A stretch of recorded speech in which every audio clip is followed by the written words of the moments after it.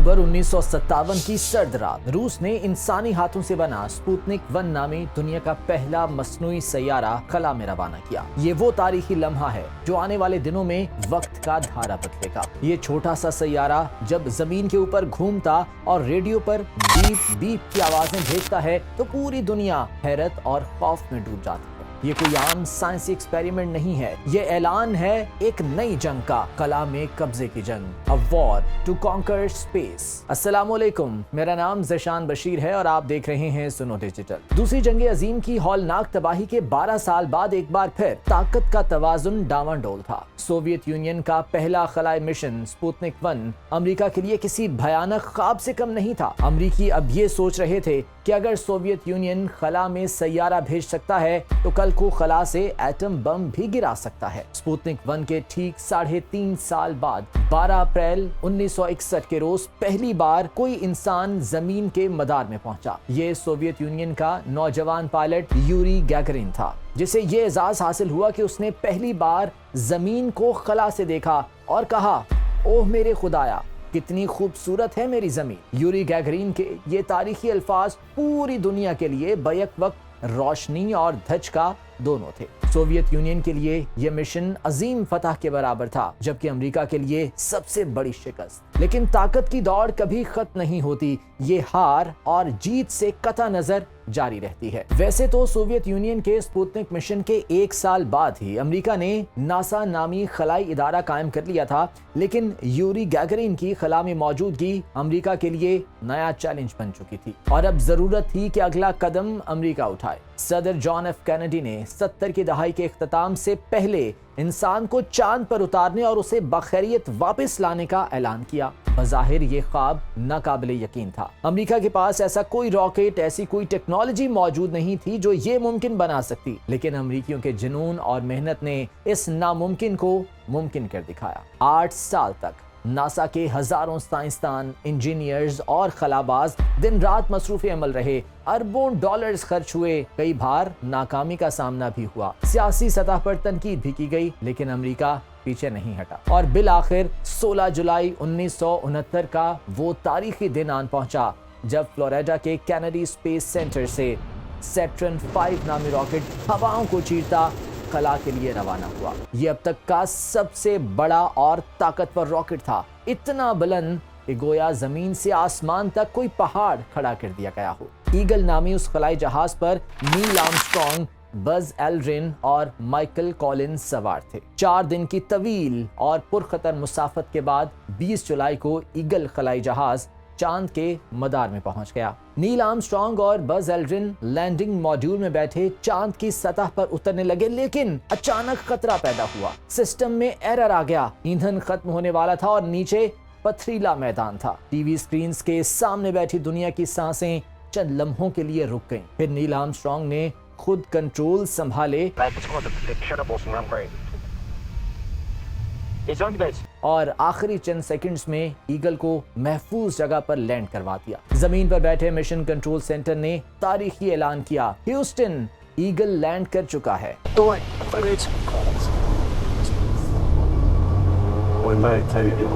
ये वो लम्हा था जब करोड़ों लोग टीवी स्क्रीन के सामने सांस रोके नील आर्मस्ट्रॉन्ग को चांद पर पहला कदम रखते देख रहे थे और तारीख को अपनी याददाश्त का हिस्सा बना रहे थे। उस तारीखी लम्हे में तारीखी इंसान ने तारीखी अल्फाज अदा किए, 1 small step for a man, 1 giant leap for mankind. यानी ये इंसान के लिए एक छोटा सा कदम है, लेकिन नस्ल इंसानी के लिए एक बड़ी जस्त है। ये सिर्फ साइंस की कामयाबी नहीं थी, बल्कि अमेरिका का झंडा था जो चांद पर गाड़ा गया। पहली स्पेस रेस जिसका आगाज तो सोवियत यूनियन ने किया, लेकिन उसका फातेह अमेरिका करार पाया। खलाओं पर कब्जे की ये जंग चांद पर पहुंचकर खत्म नहीं बल्कि शुरू हुई थी और सवाल था कि अगली बारी अब कौन खेलेगा। 1991 में सोवियत यूनियन का खात्मा हुआ और कुछ नए ममालिक वजूद पा गए। दुनिया ने समझा कि शायद स्पेस रेस अब खत्म हो चुकी, लेकिन ये सिर्फ एक मुख्तसर वक्फा साबित हुआ। नई सदी में स्पेस रेस का नया खिलाड़ी उभर कर सामने आया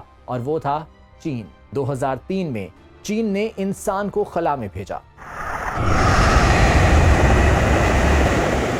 2013 में रोबोटिक खलाई जहाज चैंग E3 ने बगैर इंसान चांद पर लैंडिंग की। 2019 में एक और रोबोटिक खलाई मिशन चैंग E4 पहली बार चांद के तारीख हिस्से पर उतरा और फिर 2021 में तियानवेन-1 नामी स्पेस शटल ने सुर्ख सैयारे मरीख पर कामयाब लैंडिंग की। इतना सब कुछ सिर्फ 2 दहाइयों में हो गया और आज चीन के high speed space projects space war में अमेरिका के लिए सख्त हरीफ की निशानदही कर रहे हैं। ये एक नई सर्द जंग है जो आसमान की वसतों से परे खला में लड़ी जा रही है और हरीफ फिल वक्त वही 2 सुपर पावर्स हैं, अमेरिका और चीन। चंद ही दहाइयों में चीन जमीन से चांद और फिर मरीख तक का सफर तय कर चुका है। मौजूदा दौर में दीगर कई ममालिक और निजी कंपनियां भी इस खलाई जंग का हिस्सा बन चुकी हैं। एलॉन मस्क की स्पेस एक्स, जेफ बेजोस की ब्लू ओरिजिन और रिचर्ड ब्रांसन की वर्जिन गैलेक्टिक खला को कारोबारी हब में तब्दील करने के लिए कोशा हैं। इन सब का ख्वाब है कि चांद पर बेस बनाएं,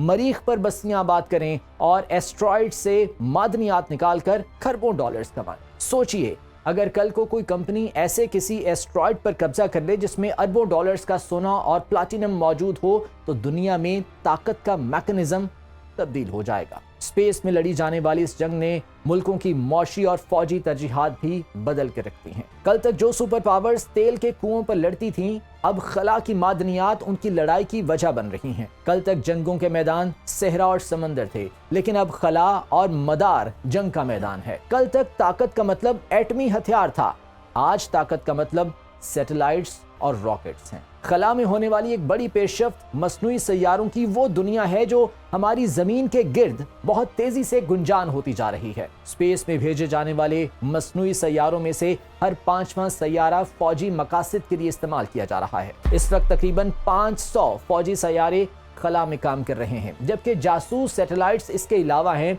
जो हमें खला से देखकर ये बासानी बता सकते हैं कि दुश्मन मुल्क की अफवाज कहाँ हैं, मिसाइल कहाँ रखे गए हैं, कौन सा शहर निशाने पर है। अब आते हैं सबसे अहम सवाल की जानिब कि खला की इस दौड़ में पाकिस्तान कहाँ खड़ा है। पाकिस्तान ने चंद दहाई पेशतर खला को मुसख्खर करने का ख्वाब देखा था। 1961 में खलाई साइंसी तहकीक का कौमी इदारा स्पार्को वजूद में आया और अगले ही साल स्पेस रॉकेट रहबर-1 की लॉन्चिंग के साथ हम खला में कदम रखने वाले एशिया के चंद ममालिक में शामिल हो गए।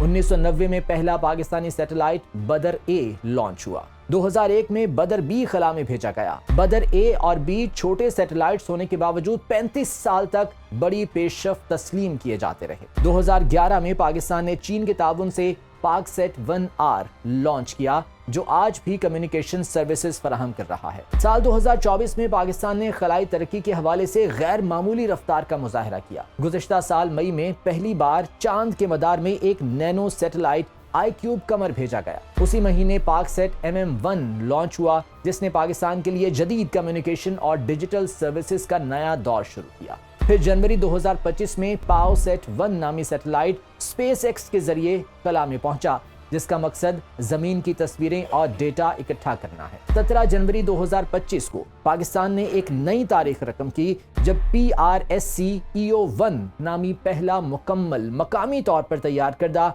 रिमोट सेंसिंग सैटेलाइट लॉन्च किया गया, जो ज़राअत, वसाइल के नक्शे और कुदरती आफात की पेशगी इत्तलात में मददगार साबित होगा। ये सब पाकिस्तान के स्पेस विजन 2040 के ख्वाब की झलक है। मगर अफसोस ये है कि हम अपनी लॉन्चिंग टेक्नोलॉजी के मालिक नहीं हैं और इस मामले में दूसरे ममालिक के मोहताज हैं। गो कि पाकिस्तान अभी खला के इस दौड़ में काफ़ी पीछे है, मगर उम्मीद है कि हम अपने नौजवानों साइंसदानों की मुसलसल कोशिशों से मुस्तकबिल की इस दौड़ का फ़ाल हिस्सा बन जाएं। बिलाशुबा स्पेस साइंस में होने वाली तरक्की ने आज के हजरत इंसान पर यह राज फाश कर दिया है कि आसमान से परे क्या है और खला की वसतों में क्या कुछ छुपा है। लेकिन मेरा सवाल यह है कि क्या खला की तस्खीर इसलिए है कि इंसान वहां कोई नई दुनिया बसाना चाहता है, या ये सब ताकत और कंट्रोल की जंग है? कमेंट्स में अपनी राय का इजहार जरूर कीजिएगा, क्योंकि ये बहस सिर्फ आज की नहीं बल्कि आने वाले 100 सालों की है। मिलता हूं अगली वीडियो में, इजाजत दीजिए, अल्लाह।